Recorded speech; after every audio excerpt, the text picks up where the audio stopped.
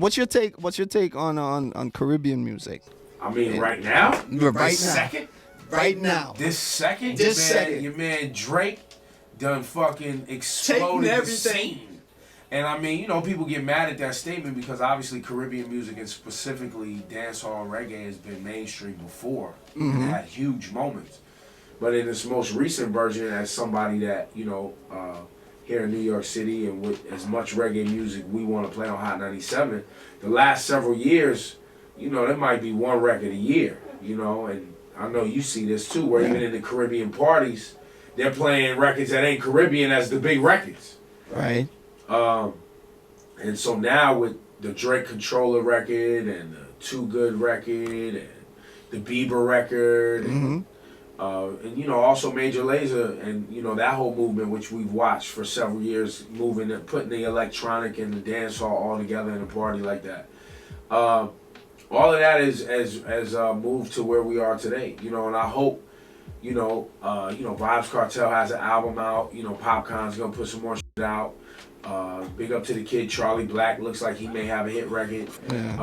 You know, Tory Lanez has a record, I don't particularly love it, but the Love record where he uses the Tonto Metro and Devontae. He's an Asian kid, grew up in Toronto, so you know, look, I'm for it, man. And then you also have the reality that, you know, generationally in New York City and cities like Toronto and even in the UK, you have second, third generation kids whose parents, you know, are from the islands that moved and now, you know, now they making records and becoming musicians. Right. And so that's good too.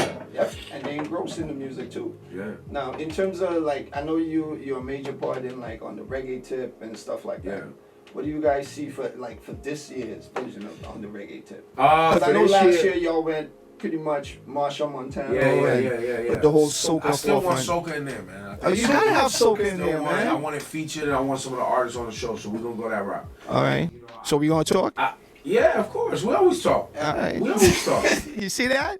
We always talk. But you trying to front to the people like we always talk? No, we talk, man. We talk. So why you trying to front like we Now, don't? I'm not fronting. Am I fronting? Y'all saw that? I might be. You You just saying that because you know what I'm Because she saying? on my squad. She got my I back. know She that. know what she's trying to do. She saw the whole shit where you was like, we gonna talk like we don't talk. She's talking right now. Based on fact. She says that based on fact. Oh man, so that's good, man. I mean, that's really good that you incorporate in the whole soca vibes and everything. You know, my dream is to have a healthy representation of African and Pan-African music featured not only on Hot 97, but on that show as well, and Summer Jam as well.